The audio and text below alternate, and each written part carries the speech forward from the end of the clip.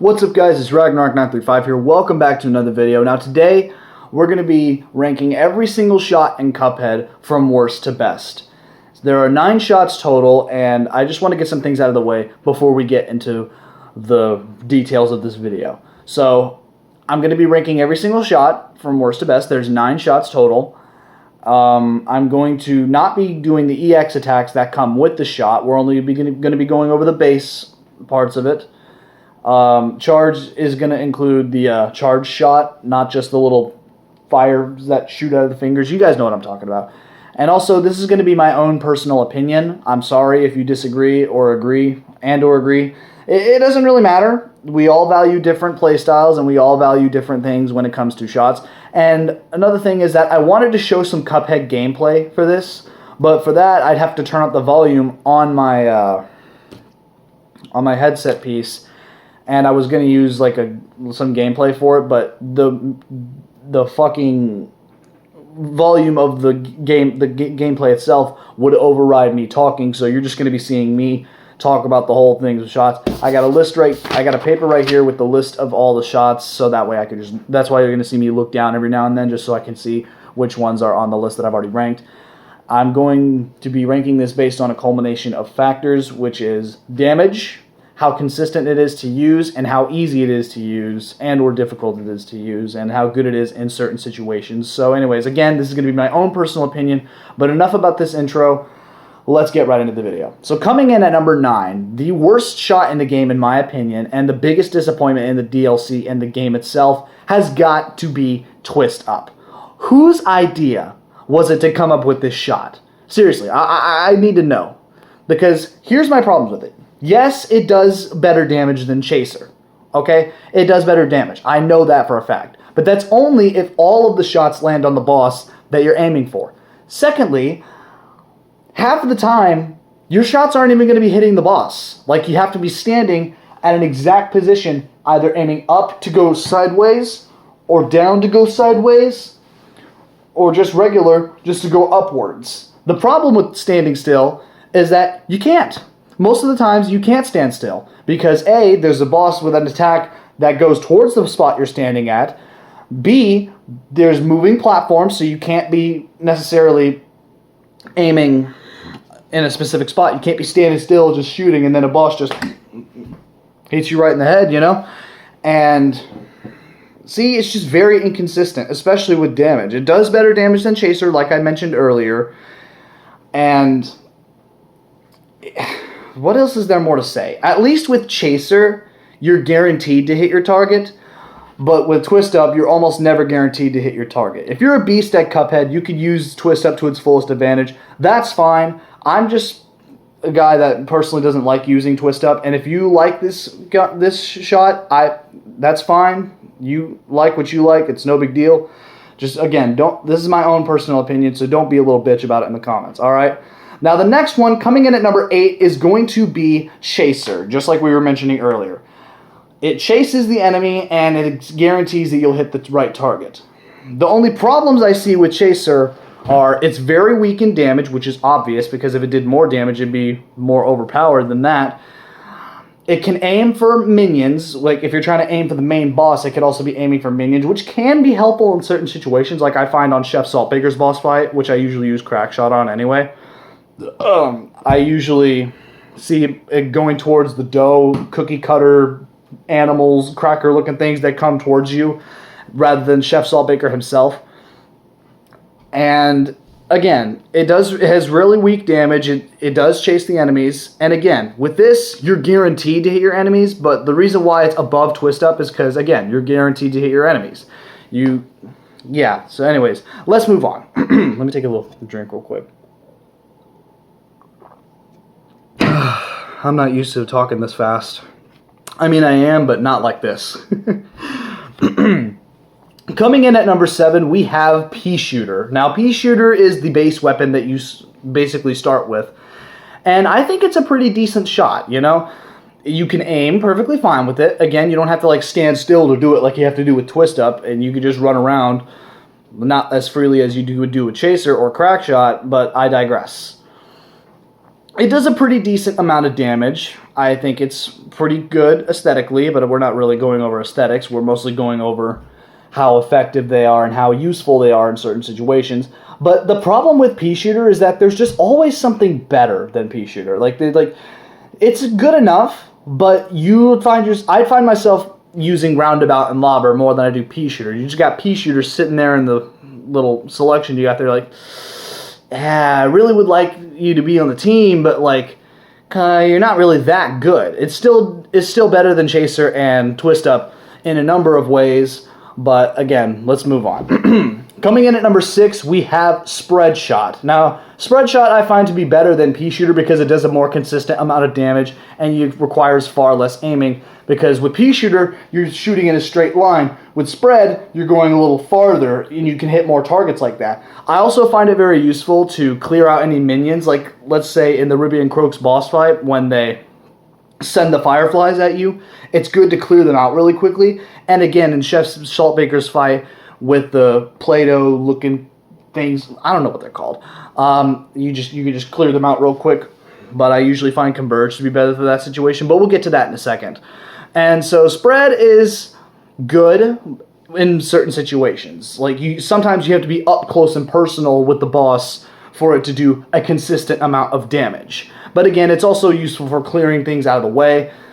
The most satisfying thing about it is that I find it good to be in the Beppy the Clown boss fight when he's transitioning into the final phase where he's the carousel and you just hear that shot, just all the shots going into him. Maybe I shouldn't say it like that. But you get what I'm saying. And I also find it very useful on the Devil boss fight in phase 2 where the minions are all coming in and you can also aim up at him and hit him in the eyeballs in all the perfect places. And, when the little henchmen go on the bottom of the screens to shoot skulls at you, you can just clear one out of the way and just focus on killing the main boss and stuff. It is very good in those kind of situations. But again, you're not going to be wanting to use it on every single boss because, again, the boss is going to be like moving around. Sometimes you're not going to always have the ability to get up and close and personal. And that's why it comes in at number 6. Breathe, Ragnarok, breathe.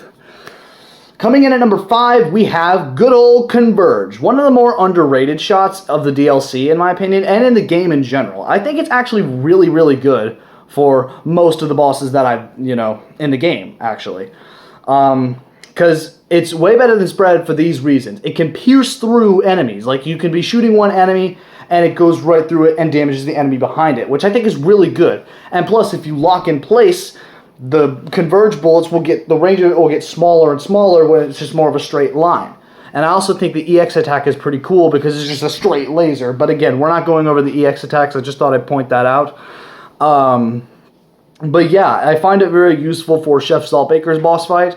And I also find it very useful for Mortimer Freeze's boss fight. It could also be useful for any other boss fight. Just as long as you're not like...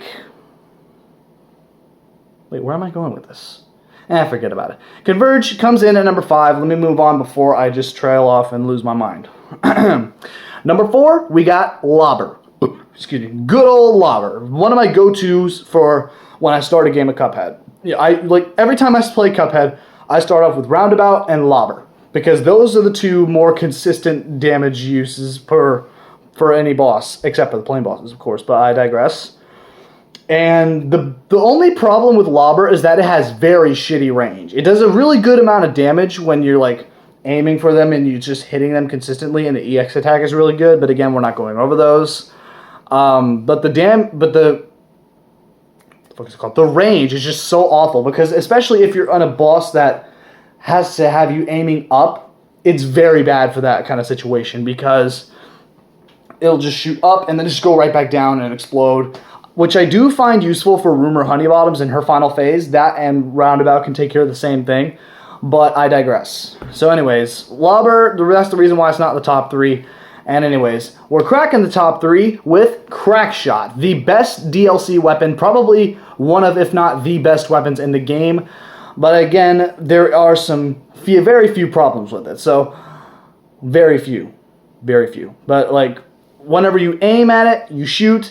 It splits into another if it doesn't hit the enemy right away and flashes right at the enemy. The only problem I see with that is that the standard shot does a lot more damage, and when it's split apart, it does a little less damage, but it's still very consistent. It's still my go-to for when I'm playing the majority of the DLC bosses, especially Chef Saltbaker, because especially in that first phase of his, good fucking God, that first phase is just a real bitch, but Crackshot and Chaser are there to save the day, preferably Crackshot, and comes in at number 3. Number 2 spot, we have Charge. Now, statistically, with the Charge shot, it's the best one in the game because it does a lot, probably the most damage out of all the shots in the game. But the only problem is you have to be very, very, very accurate with it. I found it more useful in the Grim Matchstick boss fight and in the Rumor Honeybottoms boss fight. Like, again, you have to sit there, let it charge for like 1.5 seconds. You aim up and shoot. You know, it's really good. It does a very good range-wise. But again, the boss can be moving everywhere, so it sorely depends on which boss you're using it on. I wouldn't necessarily be a go-to for every single boss that requires you to shoot at them with your little finger blast. But anyways, coming in at our number 1 spot, the best shot in Cuphead, in my opinion, has to be Roundabout. Never before have I seen a shot that does more consistent damage than Roundabout. It doesn't do the most damage, I will admit, and it doesn't go right at the enemy like Crackshot or Chaser does, but it also isn't very inconsistent after all, kind of like Twist Up is. So, what's my thing with Roundabout? It is my go-to weapon. Like, every single boss that requires you to shoot a finger at it, I can do almost every single boss like that with Roundabout, except for Chef Saltbaker, but I digress. Anyways, that and Lobber is my go-to for any Cuphead game. Like, you see me start a game, you see me in my live streams, I always buy Roundabout and Lobber first, and I just use those, and I just spam the switch button, and I just constantly wreck bosses with that. With Roundabout, you can either aim forward at the boss and get up close with them, or you can go far away and aim away from them, and it'll come back and hit them right there, because that does very good consistent damage. And again, that's why it comes in at our number 1 spot. There's nothing really wrong with Roundabout. I mean, again, there's certain bosses that you don't want to use this on, but for the majority of the bosses that require you to use a finger gun, I think Roundabout is probably the best shot out of all of them. So let me know what you guys think, and leave a like on this video if you want to see me rank every single charm from worst to best. So thank you guys so much for watching. Again, this is my own personal opinion, so if you agree to disagree, I appreciate that, alright? Just, again, don't be a dick about it in the comments. So, again, leave a like on this video if you want to see me rank every single charm from worst to best. Don't forget to subscribe if you're new. If you want to add me on Discord, my name will be down below in the comments. I'll add you as a friend, and I'll add you to the server. Don't hesitate. I do not mind adding you to the server. As long as you are mature enough, I guess. I don't know where I was even going with that. But anyways, I will see you in the next one. And also, before I go, I want to apologize for the inconsistency in content lately. There's been a lot going on recently, so I don't want to say it for privacy reasons. But anyways, thank y'all, and goodbye.